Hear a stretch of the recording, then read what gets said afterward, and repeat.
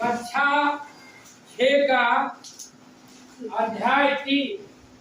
कक्षा 6 का अध्याय पृथ्वी के परिमंडल। पृथ्वी के परिमंडल आप पिछले अध्याय में पढ़े हैं हमारा सौर मंडल, है ना। उसमें आपका जो पृथ्वी के बारे में आप लोग पढ़े थे कि पृथ्वी एक ऐसा ग्रह है जहाँ जीवन संभव है ना। पृथ्वी पर ही ना, इसलिए कि यहाँ हवा भी है, पानी भी है, धरती भी है ना। मिट्टी भी है, पानी भी है और हवा भी, यहाँ जीवन संभव है ना। तो आप जो पढ़े थे 8 ग्रहों में पृथ्वी भी अपना घर है। क्या पढ़े थे? पृथ्वी अपना घर है। अब जो पढ़ना है ये अध्याय में परिमंडल, है ना। कि पृथ्वी जो है उस पर परिमंडल है ना। परि मतलब क्या होता है? चारों तरफ जो दिखाई दे रहा है, चारों तरफ आपको, ऊपर नीचे, है ना, इधर उधर, क्या है? ये हो गया आपको परि। अब मंडल, मंडल होता है, अब एक रेखा होता है, उसको से एक बंटवारा होता है ना, बांटा जाता है ना, एक परिमंडल है ना। अब देखिए ये जो पृथ्वी का परिमंडल है आपको 3 मंडल में बटा हुआ है। क्या मंडल में? 3 मंडल में। पहला है स्थल मंडल। पहला क्या है? स्थल मंडल, जो धरती है जिसपे हम हैं। और एक जो है जल मंडल। क्या है? जल मंडल। आप पढ़े थे पिछले अध्याय में ही कि धरती जो है वहाँ पे कितना है? 3 हिस्सा पानी, 3 हिस्सा क्या है? पानी है। और एक हिस्सा जो है स्थल, है ना। तो आपको स्थल मंडल, जल मंडल और वायुमंडल, 3 मंडल के बारे में इस अध्याय में आपको पढ़ना है। क्या मंडल के बारे में पढ़ना है? 3 स्थल मंडल, जल मंडल और वायुमंडल। अच्छा आप बताइए कि 3 मंडल हमको पढ़ना, आप बताइए कि आकाश में भी आदमी रहता है, जीवन है क्या? आकाश में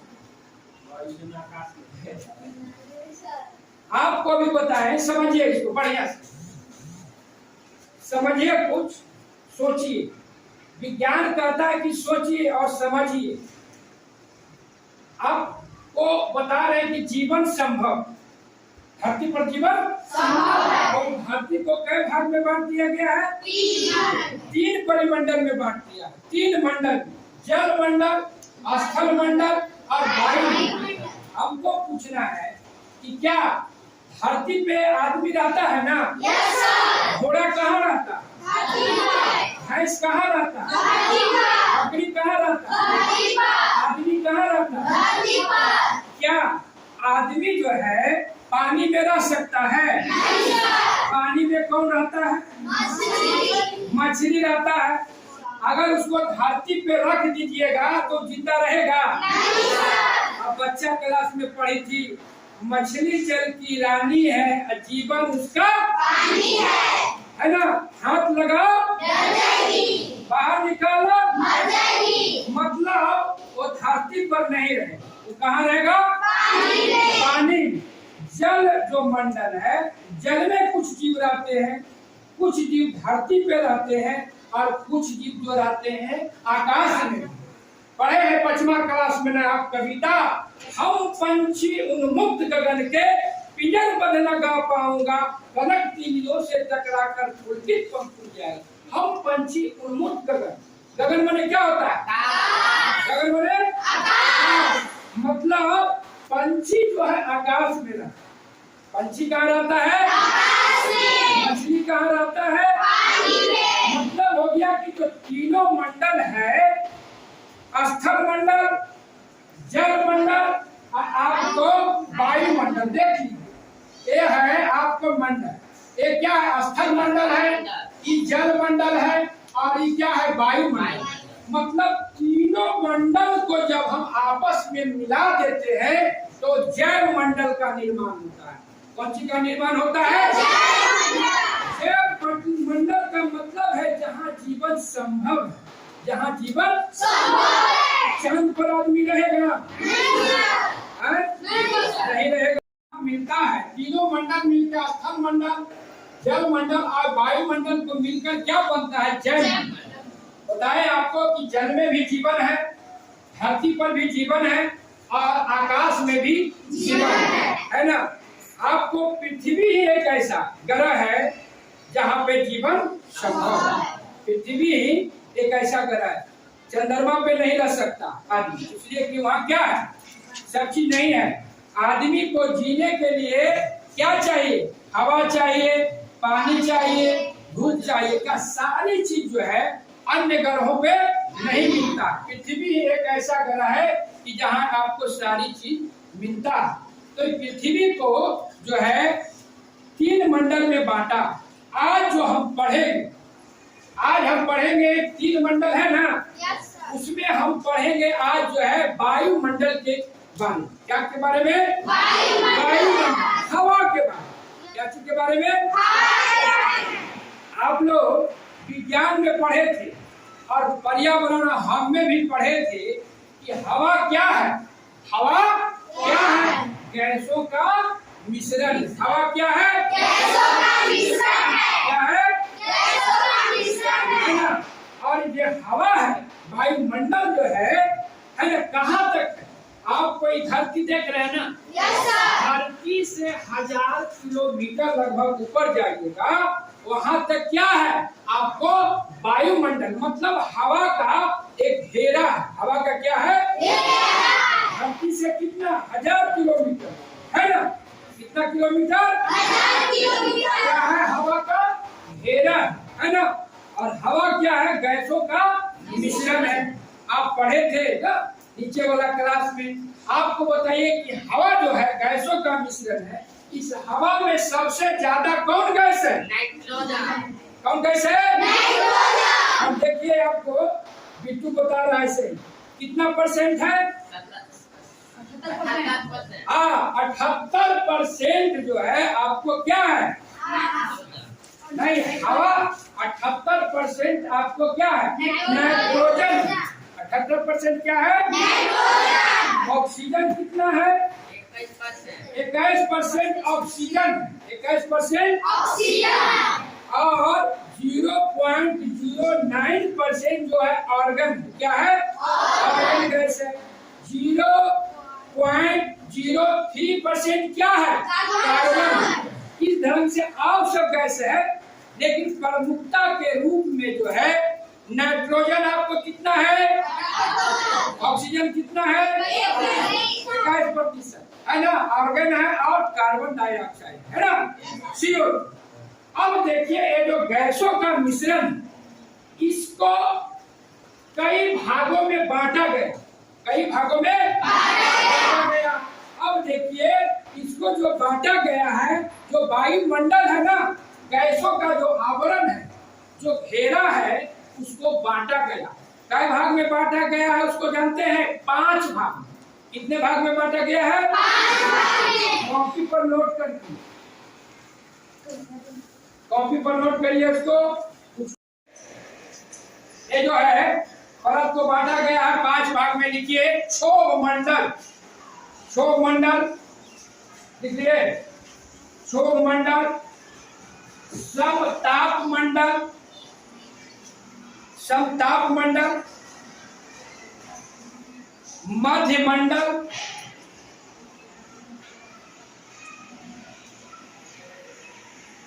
आयन मंडल। लिखिए। अगला बार लिखिए बहिर्मंडल। 5 मंडल हो गया ना।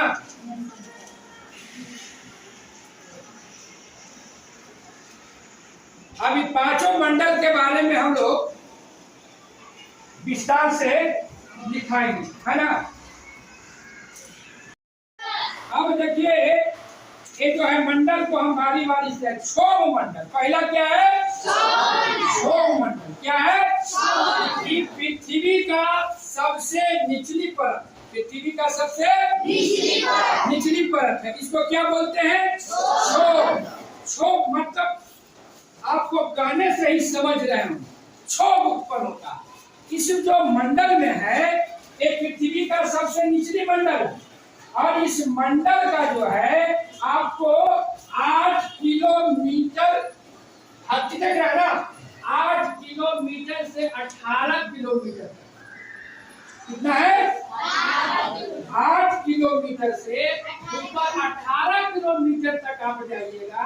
18 किलोमीटर समझ रहे हैं, मतलब अरवल से कलेर, मोटा मोटी मान लीजिए अरवल से कलेर का जो दूरी है ना, उतना दूरी तक ऊपर जब जाइएगा तो क्या है? क्षोभ मंडल। क्या है? क्षोभ मंडल। लेकिन इसमें क्या है, जो आपका ये जो है ध्रुव पर जो है ना, इसका मोटाई कम है ना, कम है। 8 किलोमीटर से कितना है? 18 किलोमीटर। ये जो आपका मंडल है क्षोभ मंडल, इसमें जो है प्राकृतिक घटनाएं घटती है। क्या घटती है? हवा, आंधी, जो तूफान आता है ना, हवा, आंधी, तूफान जो आता है इसी मंडल में आता है। कौन मंडल में आता है? तो पूछेगा आपको कि हवा, पानी, आंधी, तूफान, बारिश कौन मंडल में आता है? क्षोभ मंडल में आता है ना। और क्षोभ मंडल में देखिए सबसे ज्यादा कार्बन की मात्रा क्षोभ मंडल में ही। क्यों? इसलिए कि कार्बन जो है सभी गैसों में भारी गैस, तो भारी है तो ऑटोमेटिक है कि नीचे रहेगा।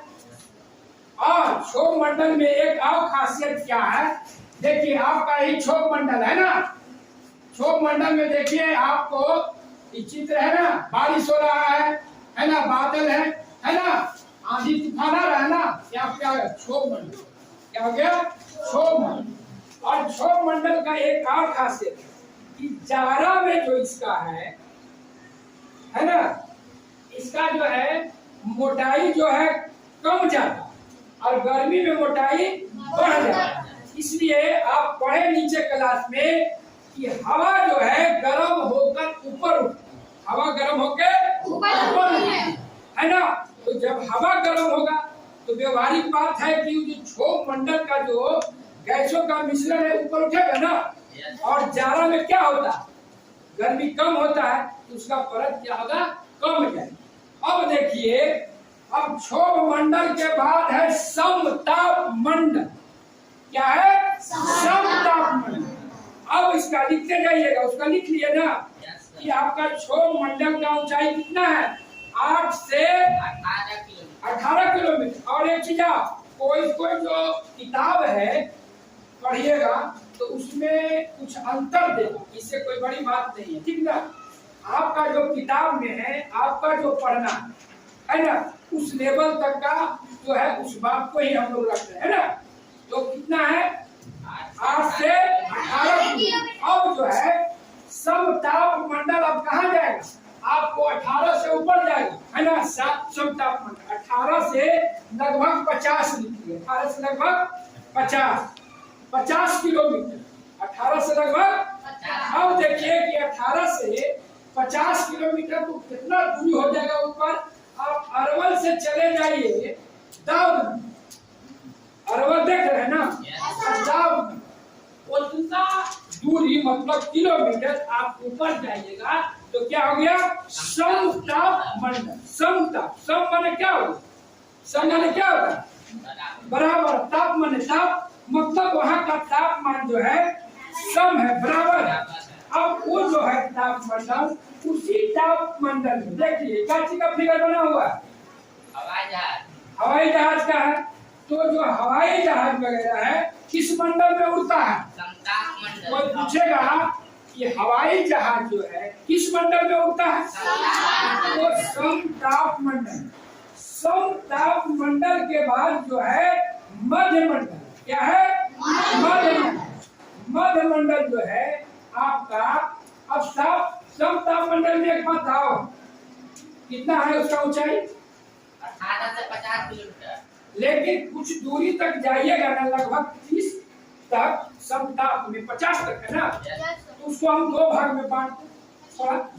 मतलब आप जो है 18 से 35-30 के ऊपर जाइएगा तो आपको उसमें एक अजोल पर, उसमें क्या है, अजोल पर।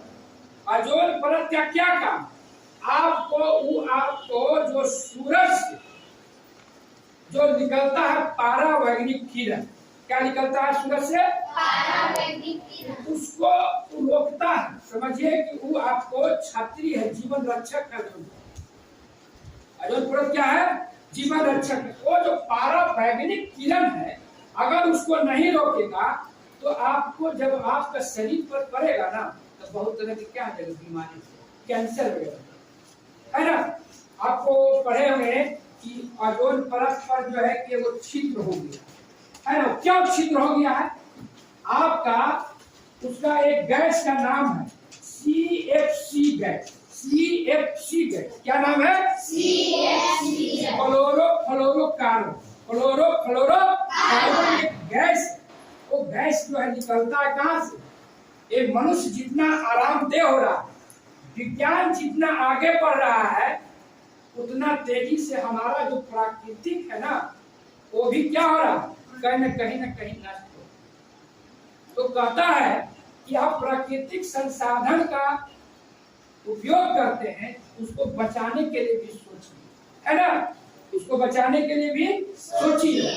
अगर मान लिया उसको ये जो निकलता है, जो आपको एसी कूलर जानते हैं, आप लोग के यहाँ है, किसके यहाँ एसी कूलर है बताइए, एसी कूलर किसके यहाँ, अब बता दे रहा है। एसी कूलर ये सब जो चलता है ना, उसी से ये सब गैस निकलता है ना। अब एक गैस क्या जाता है, हवा में जाता है। हवा में जाता है तो क्या करता है, परत को क्षतिग्रस्त करता है।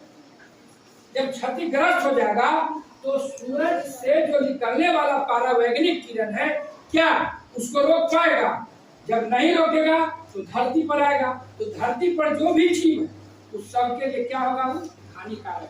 उसको बचाने के लिए जानते हैं क्या करना है, कहीं के बचाया जाएगा कैसे सर, उसको लिए बहुत सा पेड़ पौधा को लगाइए, है ना। जितना आप पेड़ पौधा लगाइएगा उस सब गैस को क्या करेगा, रोकेगा। पेड़ क्या होता है ना, आप नीचे क्लास में पढ़ेंगे कि पेड़ कहता है ना, पीता हूँ विष, पीता हूँ विष और देता हूँ अमृत, पीता हूँ विष और देता हूँ अमृत। मतलब पेड़ पौधा जो है वो कार्बन क्या है, जीवों के लिए विश्व है ना। ऐसे तो कुछ जीव को कार्बन जरूरत होता है, कार्बन में भी जिंदा रह जाता है, कुछ जीव ऐसा है। लेकिन जो खासकर जो जनरल जो जीव है वो बिना ऑक्सीजन का ही जिंदा है, लेकिन कुछ जीव जो है कार्बन में भी अपना जीवन को। अब देखिए सब ताप मंडल के ऊपर जाइएगा तो इसको बोलते हैं मध्य मंडल। कौन मंडल बोलते हैं, मध्य मंडल। इसका ऊंचाई कितना है इस पर्वत का, आपको 50 रखना था, 50 से ऊपर आप जाइएगा 80 किलोमीटर, 80 किलोमीटर। कोई किताब में आपको दिए हुए है 100, कहीं 90 भी रहे, लेकिन एक मैक्सिमम जो है कि आपको 80 तक, है ना। हम लोग को जो किताब पढ़ना है उसके अनुसार पढ़ना है। तो आपको मध्य मंडल का ऊंचाई कितना तक है, 50 से 80 किलोमीटर। 80 किलोमीटर मोटा मोटी आप समझ लीजिए, अरवल है ना अपना शहर, अरवल शहर से दाब लगभग उतना दूरी जाइएगा ऊपर आप अपने धरती से ऊपर वायुमंडल की तरफ, तो वहां तक क्या हो जाएगा आपका मध्य मंडल। मध्य मंडल में खासियत क्या है कि आपको ठंडा वातावरण, -100 डिग्री सेल्सियस तापमान होता है। कहाँ का, मध्य मंडल। इसको भी लिख लीजिए, आप लिख लिए हैं, इसको भी नोट कर लीजिए। मध्य मंडल का जो आपका होता है तापमान आपको -100 डिग्री सेल्सियस। इसमें जानते हैं कभी कभी आप लोग रात में देखे हैं कि ऊपर से कुछ गिरता है चमकीला, उसको हम लोग बोलते हैं उल्का पिंड। क्या होता है? उल्का पिंड, है ना। जब ऊपर से उल्का पिंड गिरता है ना, तो इसी मंडल में आके क्या होता है, समाप्त होता है। कौन मंडल? अगर वहां उनका पिंड समाप्त नहीं हुआ तो कहाँ जाएगा? धरती पर। धरती पर आएगा तो क्या करेगा? उनका पिंड क्षति करेगा। आपने पढ़े थे पिछले अध्याय में कि उनका पिंड जो है कि जब धरती पर गिरता है तो हलचल करता है। क्या करता है? हलचल। अब देखिए आपका जो ये मध्य मंडल है ना, देखिए उनका पिंड का फिगर बनाया। यहाँ से जब आगे आप बढ़िएगा तो इसको बोलते हैं आयन मंडल। क्या लीजिए? आयन मंडल। चौथा आपका है ना, चौथा मंडल है, इसको बोलते हैं आयन मंडल। और इसको हम लोग ताप मंडल भी, इसको हम लोग बोलते हैं ताप मंडल भी बोलते। आयन मंडल और ताप मंडल भी बोलते। जानते हैं यहाँ जो है सबसे आपको ज्यादा टेम्परेचर रहता है यहाँ, है ना। अब देखिए यहाँ जो है आपका आयन मंडल में आपको उपग्रह वगैरह रहता है। कहाँ रहता है? उपग्रह, है ना, कृत्रिम उपग्रह, है ना। आपको आयन मंडल से क्या करता है? रेडियो तरंग को परावर्तित करता है। कहाँ? पृथ्वी, है ना। कहाँ से? आपको आयन मंडल, है ना। आयन मंडल के बाद आपका जो है मंडल पश्चिमा जो कौन है आपका? ये वायुमंडल। इसको हम लोग बोलते हैं बहिर्मंडल। इसको हम लोग बोलते हैं बहिर्मंडल। इसका ऊंचाई कितना हो जाएगा आपको? आयन मंडल का ऊंचाई कहाँ तक था? 80 से कितना था? 640। 80 से 640 से ऊपर जाएगा तो कौन मंडल हो जाएगा? बहिर्मंडल। 640 से ऊपर बढ़िएगा। इसका ऊंचाई का कोई उतना सीमा निर्धारित नहीं किया गया, है ना। तो इसमें जो है आपका अंतरिक्ष आन वगैरह जो है उसी मंडल में छोड़ा जाता है ना। अंतरिक्ष आन वगैरह, है ना। आपका भारत का सबसे प्रथम अंतरिक्ष आन कौन था? आर्यभट्ट, है ना। पहला अंतरिक्ष जो था आपको आर्यभट्ट। एक बार आपको राकेश शर्मा अंतरिक्ष में गए, ठीक है। तो उस समय तत्कालीन प्रधानमंत्री श्रीमती इंदिरा गांधी, उन्होंने पूछा अंतरिक्ष में आप है राकेश शर्मा से, जब आप अंतरिक्ष में हैं तो ऊपर से पृथ्वी दिखने पे आपको कैसा लग रहा है? ऊपर से पृथ्वी को आप देख रहे हैं तो कैसा लग रहा है? तो बताएं कि ऊपर से जब पृथ्वी को देखते हैं तो नीला लग रहा है। क्या लग रहा है? नीला लग रहा है ना। तो आपको नीला क्यों लगता है इसके बारे में भी आप पढ़े ही हैं। जो आपका ये जो धरती है, पृथ्वी है, उस पर क्या है? 3 भाग में पानी, माने 71% भाग में जल है और 29% भाग जो है क्या है? स्थल है ना। उसको जब लोग पढ़े थे ना। अब है कि आपको ये हो गया आपको वायु, है ना। आपको इसको याद रखना है, कुछ नहीं मोटा मोटी। आप क्या करिएगा, सब अपने अपने घर से एक ऐसा चार्ट पेपर पर बनाइएगा और सभी परतों को बनाइएगा, है ना। देख लें आपका किताब में भी दिए हुए। देखिए विज्ञान में और भूगोल जब तक आप चित्र नहीं बनाइएगा तब तक आपका पढ़ाई संभव नहीं। ये भी समझिए तो विज्ञान है ना। अब देखिए अब कोई पूछ देगा ये 5 कितने आपका वायुमंडल के कितने मंडल हैं? कितने हैं? 5। कौन कौन मंडल है?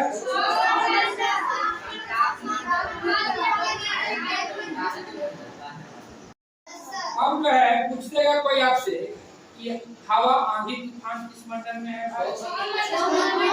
वायुयान किस मंडल में उड़ता है? संताप मंडल में।